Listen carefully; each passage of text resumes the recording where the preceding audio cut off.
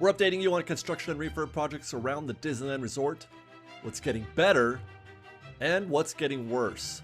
Updates on things going up, and wow, is that coming down.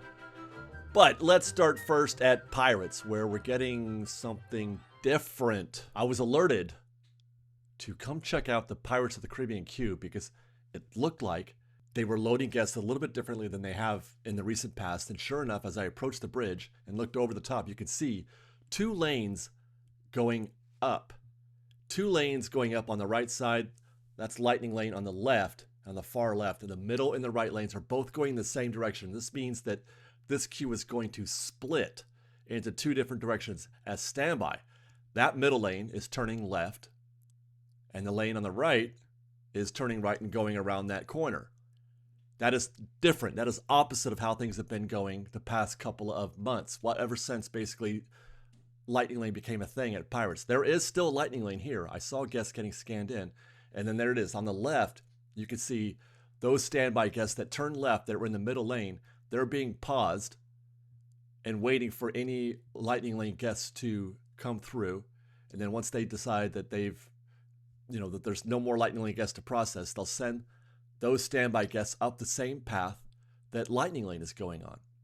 So this is a mix of both standby and Lightning Lane. Analysis. Bad for Lightning Lane, right off the top. This is bad for Lightning Lane because it pushes the mix point further back. Where the mix point used to be right about where I'm standing right here. Right there, just before you get into that lane that goes around the backside of the building and then into Pirates proper. Hi, guys. Now the mix point is down there in the tree. So they've got, the mix point is prior to this little circular section that they're doing right here, that little rotation around. So it's a good 40, 50 guests worth of standby that they are getting mixed in with.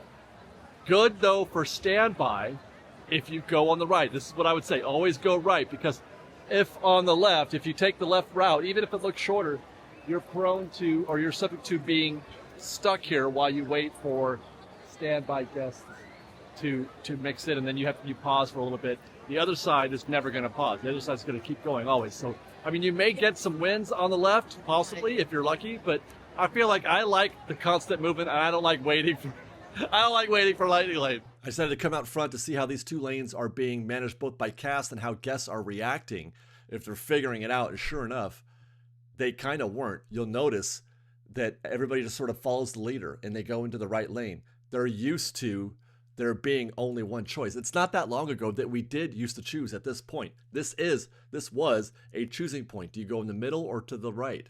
People have forgotten that, I guess. Now they're just accustomed to going to the right. They've been trained. Nobody's going into that middle lane or the left lane for standby. And it took a minute for a cast member, well, I should say it didn't take them a minute. They were talking to a guest, so they weren't able to apply the cast member effect on the queues. But you'll notice in a minute that the cast member will say, okay, look, guys, that lane is open. Everybody get down to that middle lane and fill it up.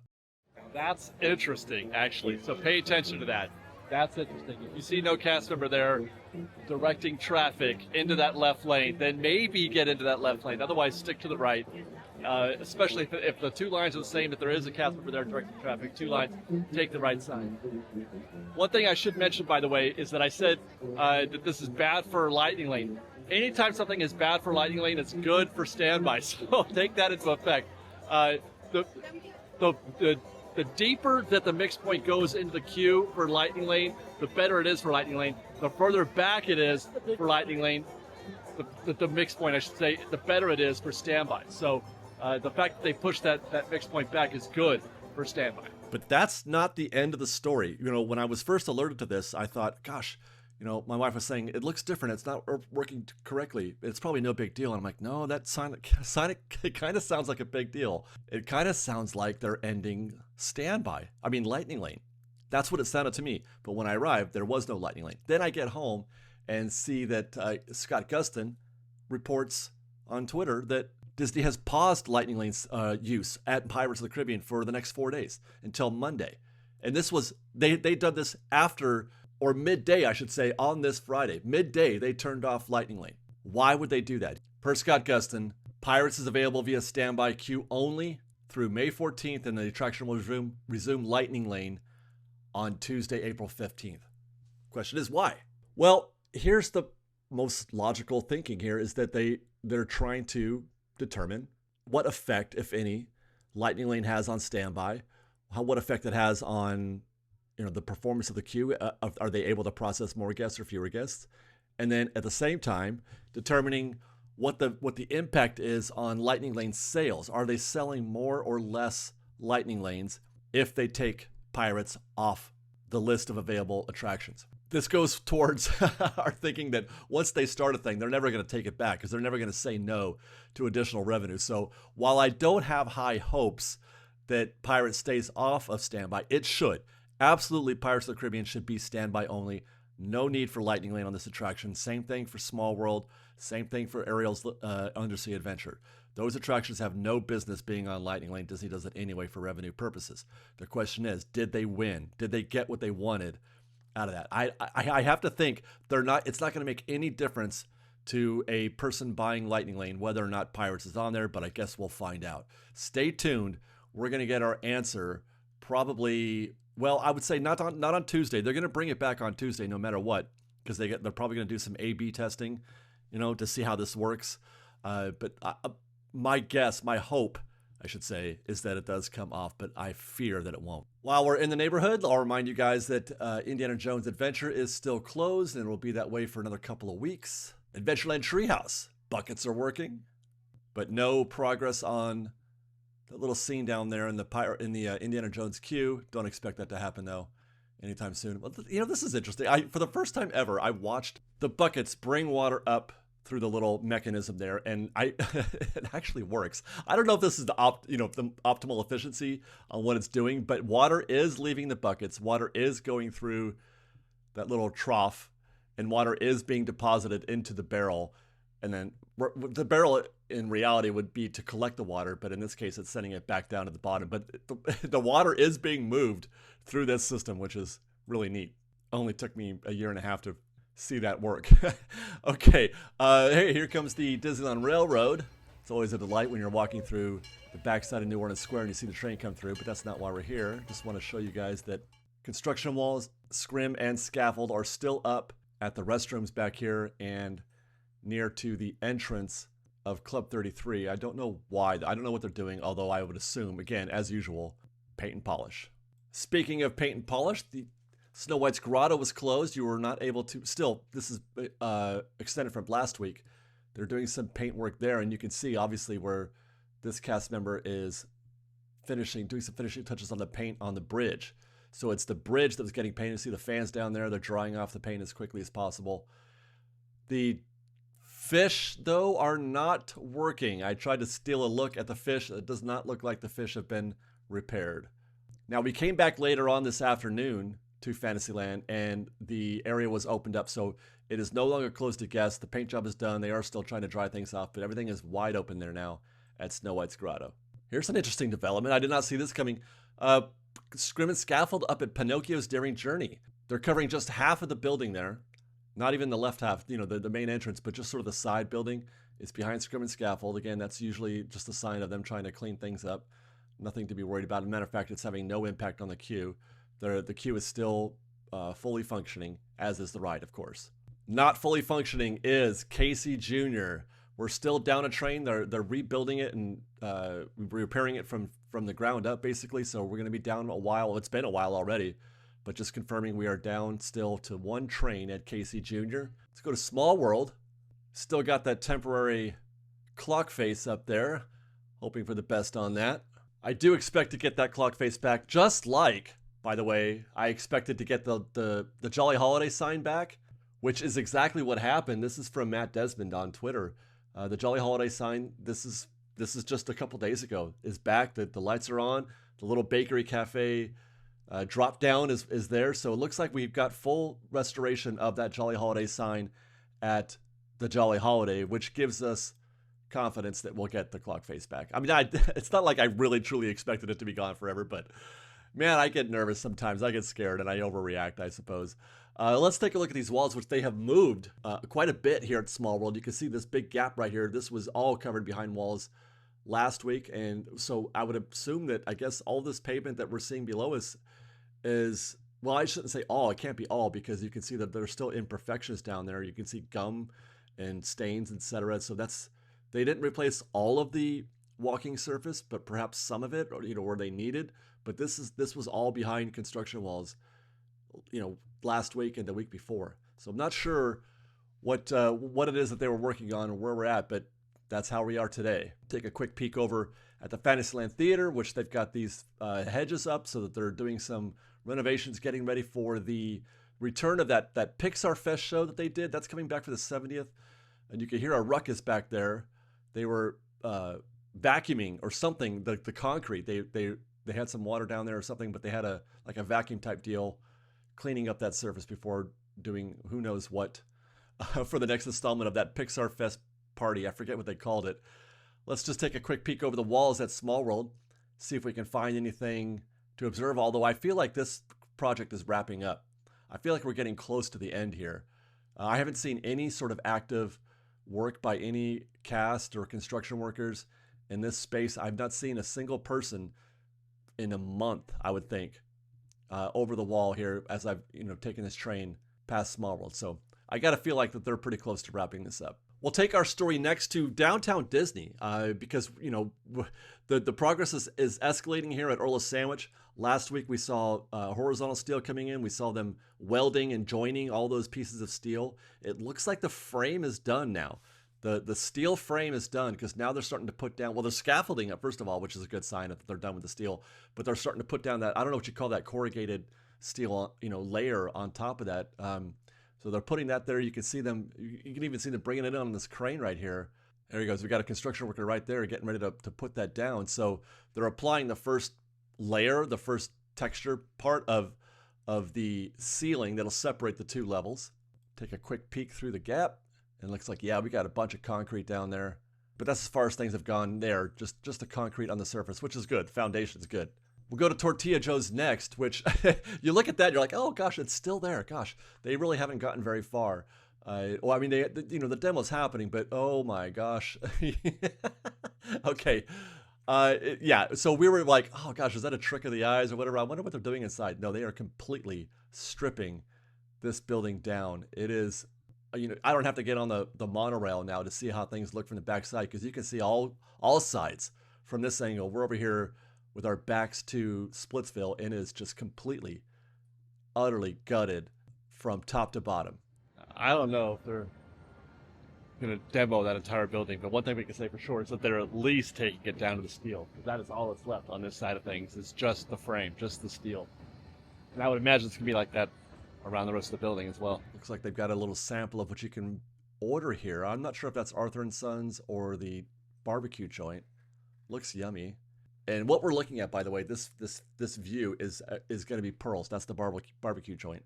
As we approach this sign, that's what we're looking at right now is Pearl's Barbecue. And then if you were coming out of Pearl's, you turn around, you would see Splitsville.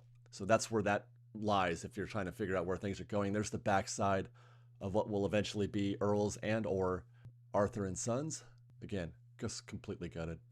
Just imagine in that empty shell of a building, all the $22 tableside guac that they're not serving now. So it's kind of fascinating to watch, the backside get, just completely blown out and completely naked, whereas the front side still looks more or less intact. That all they've taken down so far is just all the awning pieces. Makes me wonder. I mean, I suppose I keep thinking, oh, they're done, but then I come back the next week and even more stuff has been stripped. So we could still expect to see, all this stuff come down as well. They literally could just be taking this down to the steel on all sides. They just haven't gotten to that yet. Although one thing I'm kind of worried about, we're not worried about, I'm just curious about, is that deal right there on the front left of the building, because that does sort of appear in the concept art. And then here's the back side of the building. That's behind Scrim and Scaffold. I don't expect, well, I don't know. Gosh, if there's Scrim and Scaffold, why would they wouldn't be tearing the building down there, right? I feel like they might be keeping that wall. Well, while we're here in downtown Disney, here's something I was not expecting. Actual movement on the ESPN Zone building. We have some construction workers right there that were cutting holes. We missed it with the camera, but they were cutting holes. least I think that's what they were doing. When I walked up there, that's where they were. They were cutting something there, and you could see, smoke or debris coming from the cutting tool that they were using. They were actively doing something in those spaces, and it extends around the corner to the front. So, by the way, isn't it strange? We got a really good look at those old. Boy, that's nostalgic. Seeing those sports figures, with the articulated faces. It's such a flashback. By the way, look, they painted the red bricks white. Why is that necessary, I'm wondering? Trying to peek through the scrim there. You can see the steel through the scrim, but we can't see much else what's going on back there. There is some kind of cherry picker or scissor lift, I couldn't tell which, behind that scrim as well. But why would they paint the red brick white? And it's not like it's the finished product either, because it's obviously just a slop job. So that's not what the goal isn't to make it white, but I'm just wondering what the purpose of that might be. So that's ESPN Zone, and that's the status of Earl of Sandwich. Moving quickly, makes you ask again what's going on with the Earls down there at the front of downtown Disney, and what's happening with Portos. Well, as it turns out, we have a permit, and this one is a doozy. Check this out. Plan check only, so this is the beginning stages, so don't look for this to happen anytime in the very near future. La Brea Bakery building and ticket booths number 7 and 8, demolition.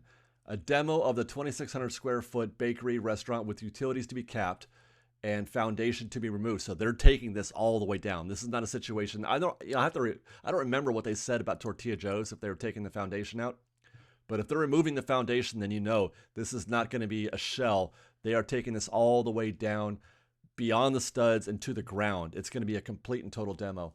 And then 865 square foot ticket booth number 7 with utilities to be capped and foundation removed, as well as the 865 square foot ticket booth number 8, which I assume will be those 2 ticket booths to the exact left. And you'll recall, Fresh Baked, many months ago, a year ago perhaps, or longer, I'm not sure, when people were asking how are they going to fit Portos in that tiny little Earl's building, and I said, well, they're not. They're gonna build this thing from scratch, and they're gonna build it bigger and wider. And I said, look for them to push out into the seating area.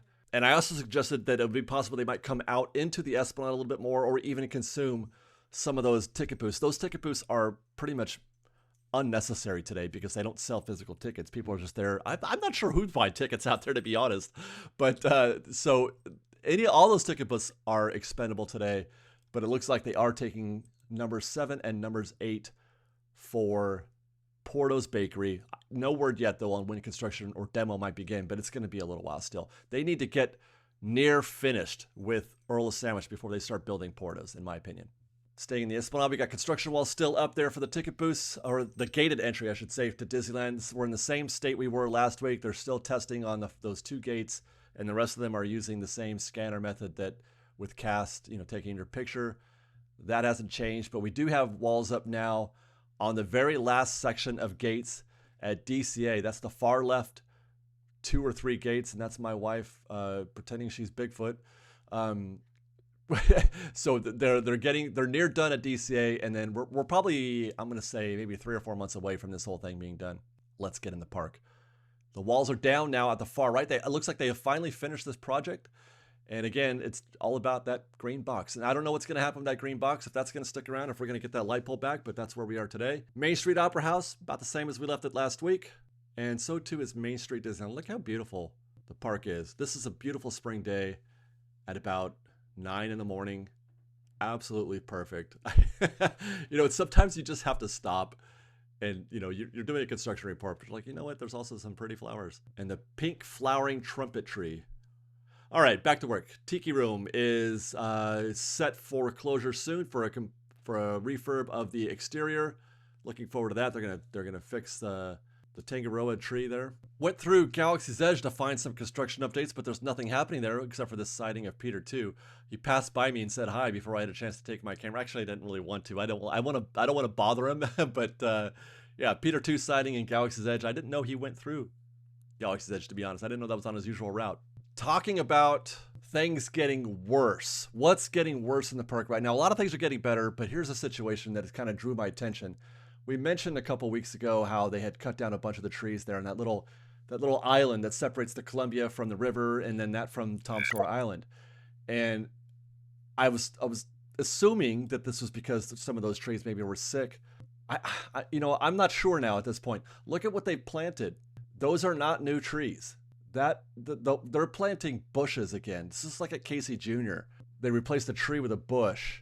Those are not going to be trees. I don't know what their goal here is, but it's not to regrow any trees. They're not going to replant any trees. They're turning this into something else, more like a park than an overgrown part of a like a wilderness area. It's not a forest. It's not an island. It's something else. I don't. You know what?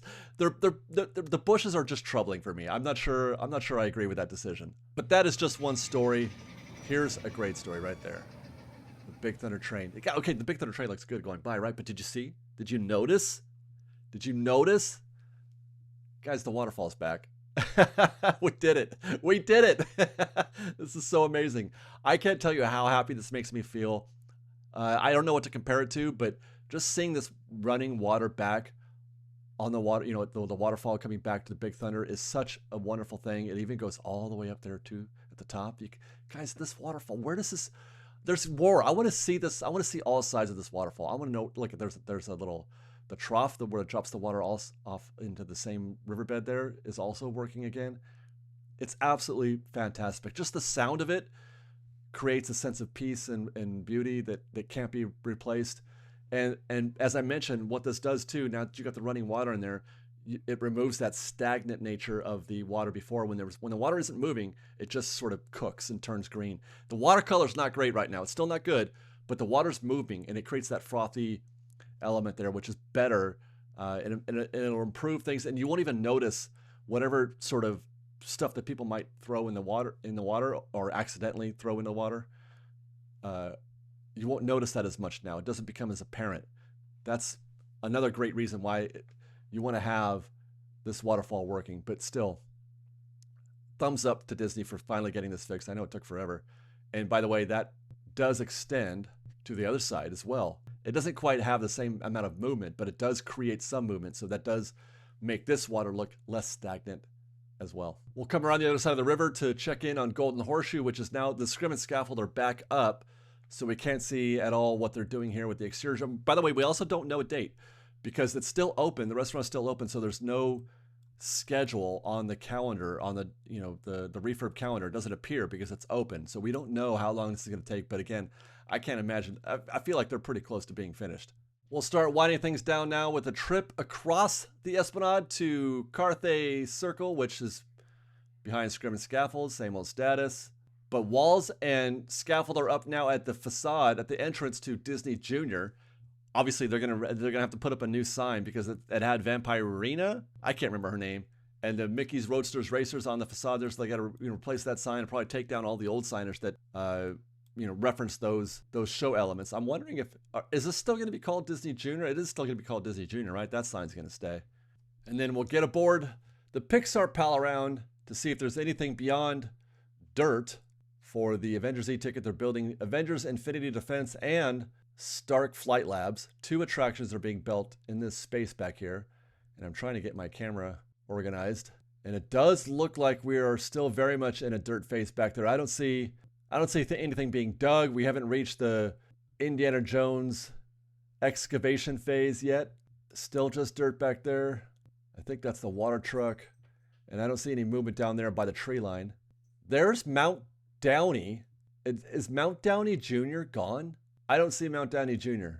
Yeah, pretty sure that's gone. I just see the one side. I mean, it could just be lower and we can't see it over the backside of that Luigi's Rollicking Roasters building. But so there's that. That dirt is gone somewhere. Where it's gone, I don't know. It would be hard to displace that much dirt in a week. So that's curious. So I would say it looks like we're probably still a month or 2 away from this project advancing beyond the dirt phase.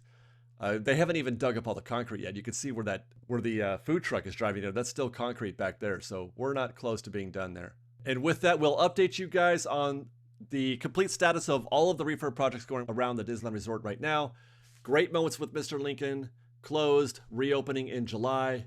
It's a Small World, closed presently, scheduled to reopen on April 25th. That's just in a couple weeks. Indiana Jones Adventure also closed, but reopening in a couple of weeks. on April 25th. Still no date.